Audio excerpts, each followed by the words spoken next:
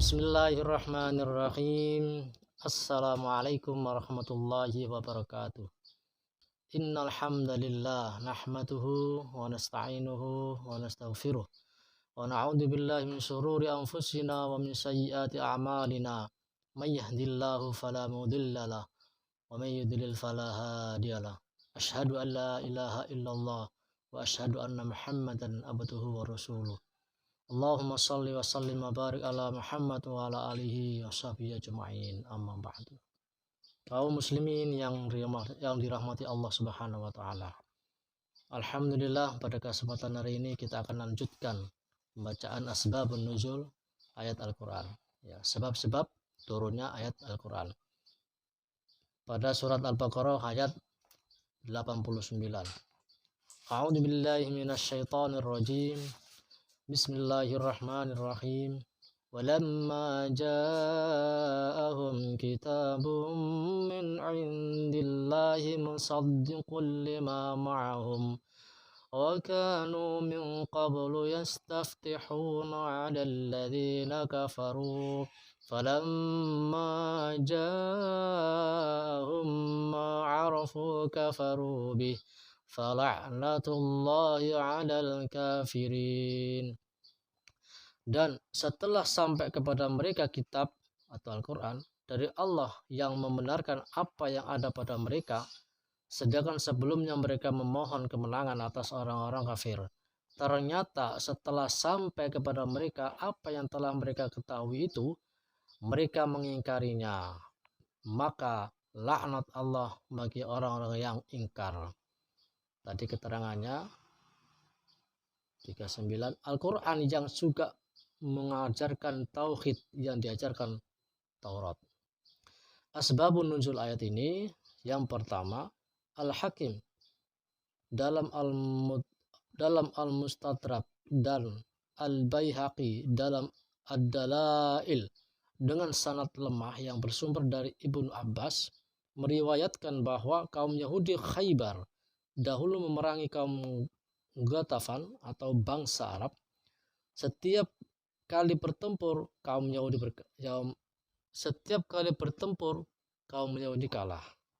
Kemudian kaum Yahudi minta pertolongan berupa doa ini, ya Allah, sesungguhnya kami meminta kepadamu dengan hak Muhammad dari ummi yang telah engkau janjikan akan engkau utus kepada kami pada hari akhir, pada akhir zaman. Tidakkah engkau akan menolong kami untuk mengalahkan mereka? Apabila bertempur, mereka tetap berdoa dengan doa ini sehingga mereka mampu mengalahkan kaum Ghatafan. Akan tetapi, ketika Rasulullah SAW diutus menurunkan ayat 89 ini sebagai laknat kepada orang-orang yang memohon pertolongan Allah, namun kemudian mengingkarinya setelah Allah mengabulkannya permohonannya.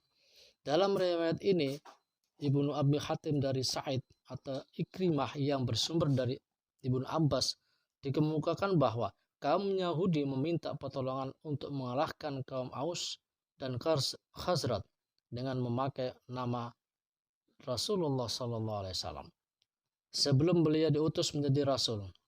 Akan tetapi setelah Allah mengutus Muhammad yang bangsa Arab menjadi Rasulnya, mereka kufur dan mengingkari apa yang mereka katakan tentang Nabi Shallallahu Alaihi Wasallam.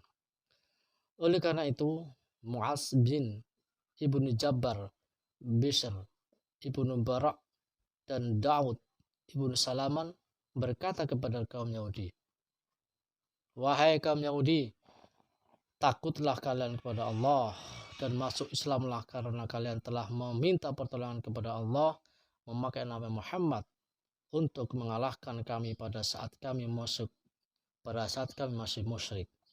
Kalian memberi kabar kepada kami bahwa sesungguhnya ia, Muhammad itu, akan diutus, dan kalian mengemukakan sifat-sifat Muhammad dengan sifat yang ada padanya. Menjawab seruan itu, Salam ibnu Maskam, salah seorang Yahudi dari Bani An-Nadir, berkata, dia tidak memenuhi sifat-sifat yang kami kenal. Dia bukan yang kami terangkan kepadamu. Atas peristiwa ini, Allah menurunkan ayat 89 dalam surat Al-Baqarah.